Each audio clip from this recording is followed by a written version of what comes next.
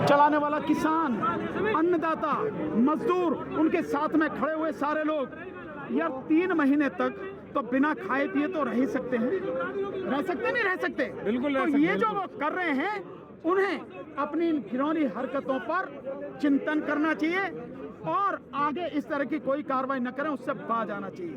फिर भी तुम जो करना है कर लो, आंदोलन बढ़ेगा और हम तो धन्यवाद देंगे क्योंकि तुम्हारी करतूतों की वजह से इतना जमावड़ा है। एज ए लॉयर आपको मैं पूछना चाहता हूँ कि आपको क्या फ्लॉज दिखते हैं, क्या इसमें लूप होल्स हैं इन फार्म बिल्स में? देखिए, क्योंकि सरकार काफी बेनिफिट्स दिखा रही है।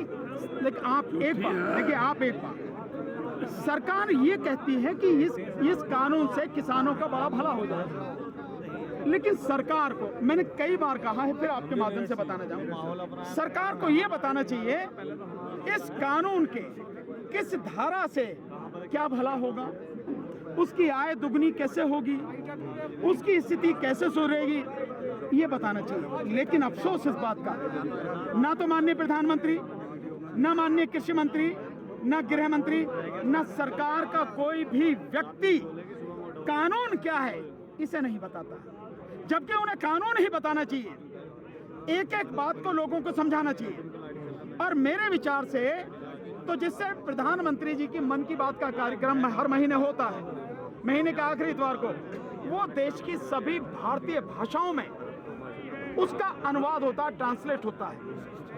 वो तो इतना सा प्रोग्राम है और मन की बात है, कोई काम की भी बात नहीं है।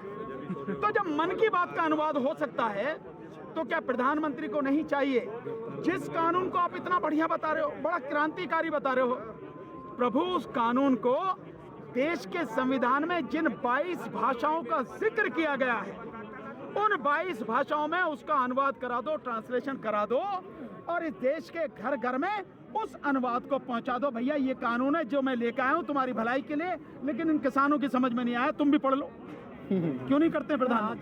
आज आप यहाँ पे अभी तक है, पहले तो मैंने देखा आपको बहुत जल्दी चले जाते थे। यार ऐसे डराओ मत तो सर आपको यार मैं स्वतंत्र देश का स्वतंत्र नागरिक हूँ, जब तक चाहूंगा रहूंगा, लेकिन मेरा यहाँ रहने की बाध्यता यह है, आप जैसे मीडिया के साथी कभी 4, कभी 2, कभी 1 आके घेर लेते, क्या करूं? अगर नहीं दूं आपको इंटरव्यू तो क्या गया, हर बड़ा अकड़ आ गई, इसमें भी सर आपको ये अभी सैलाब को आप किस तरह देखते हैं? पहले इनका सवाल पूरा नहीं। अब आप ये जानना चाहते हैं कि ये जो कानून है इसमें है क्या, इसको समझना जरूरी। देखिए ये जो कानून है, इस कानून में जो कॉन्ट्रैक्ट फार्मिंग वाला कानून है, आप उसको समझो। उस कानून की धारा 3 है, वैसे ये 11 पेज का और 25 धाराओं का कानून है, लेकिन जिसमें जो मुख्य रूप से 15 धाराएं काम की हैं, बाकी कोई कानून पूरा जो है किसी काम का नहीं है। इसमें सेक्शन 3, 4, 5 और 6, ज्यादा 7, फिर सेक्शन 9 और 10 और साथ में सेक्शन 11 है, फिर उसके बाद में सेक्शन 13 और 14 और फिर सेक्शन 18, 19 और 20। यही केवल जो सेक्शन है इसमें काम के हैं। हर व्यक्ति जो भी पढ़ सकता है, जो वकील हो, जो प्रोफेसर हो, जो भी लोग जानते हैं, जरा सा चाहे 35-40 रुपए का लेके आओ और उसको पढ़ो, 50 रुपए का होगा, लेके आओ उसे पढ़ो। मोदी जी तो पढ़वा नहीं रहे, तो उसको पढ़ना चाहिए। उसके सेक्शन 3 में लिखा है, जो किसान उसकी जमीन का जो एग्रीमेंट उस व्यापारी के साथ में होगा, वो कैसा एग्रीमेंट होगा, ये उसमें लिखा है। अब आप इसको समझिए।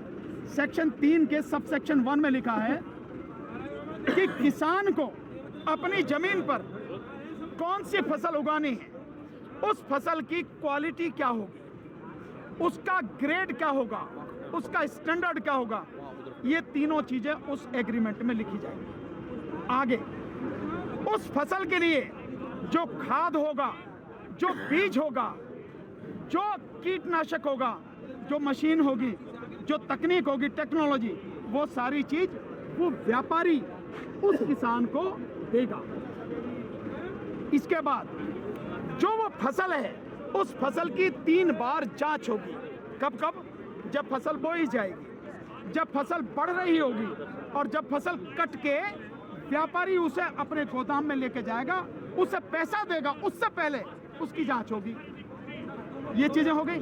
साथ में इसमें उस फसल की कीमत क्या होगी वो कीमत भी उसमें लिखी जाएगी, और वो कीमत उसे कब दी जाएगी ये भी लिखी जाएगी। साथ में अगर आपस में झगड़ा हो जाता है तो उसका निपटारा कैसे होगा ये भी उस एग्रीमेंट में लिखा जाएगा।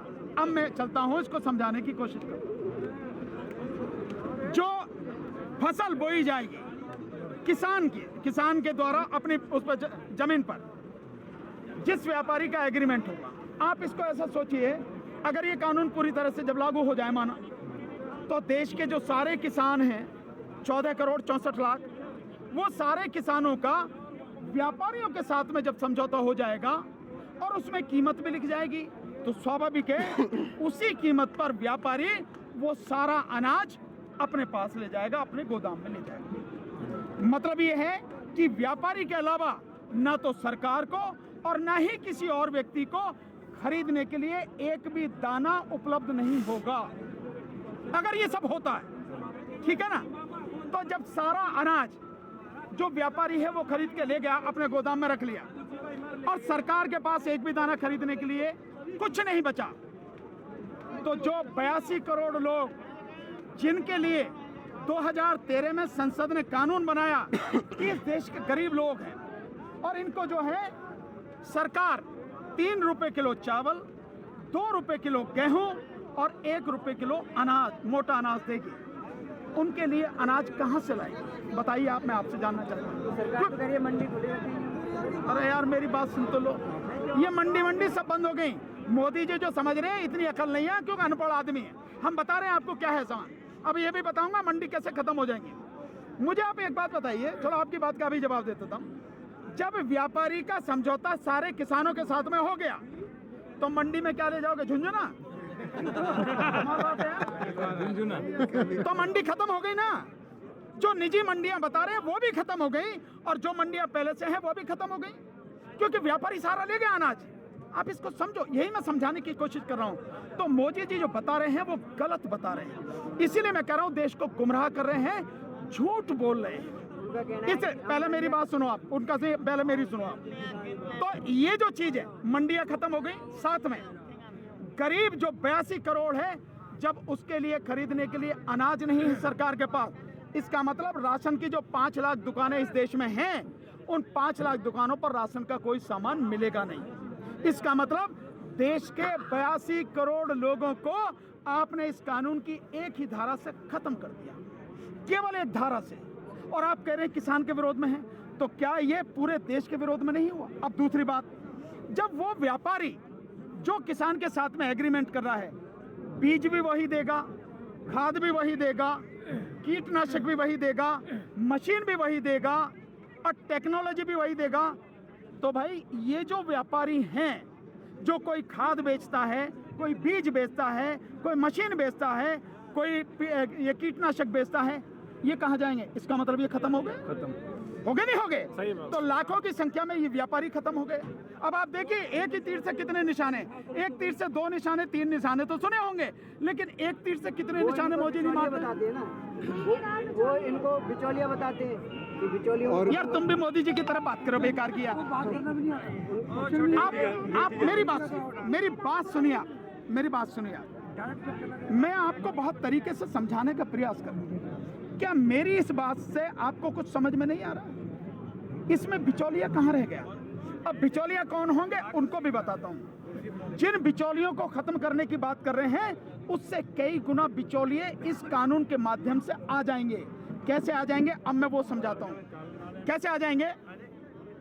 कोई भी व्यापारी सीधे सीधे किसान के साथ में समझौता नहीं करेगा। कौन करेगा? जो बीच के एजेंट हैं। अब आप उन्हें बिचौलिया कह लीजिए, एजेंट कह लीजिए। और वो कैसे करेंगे इसका उदाहरण देता हूं। अभी आपने थोड़ी दिन पहले मध्य प्रदेश का उदाहरण सुना है। मध्य प्रदेश में किसानों के साथ में व्यापारियों ने समझौता किया, और ये पूरी रिपोर्ट है, आप जानते हैं सारी चीजें। और उन व्यापारियों के जो मेन व्यापारी थे, उनका कहीं अता पता नहीं, कोई लिखित में समझौता नहीं। समझौता क्या था कि उन्होंने जो खाद दिलवाया, जो उन्होंने कीटनाशक दिलवाए, उसकी जो पर्ची थी वही समझौता था। तो ऐसे समझौते होंगे? नहीं हो सकते ना। तो इस तरह के समझौते होंगे। और अब हुआ क्या कि जो धान के किसान थे उन्होंने जो समझौते किए, उन्होंने उसमें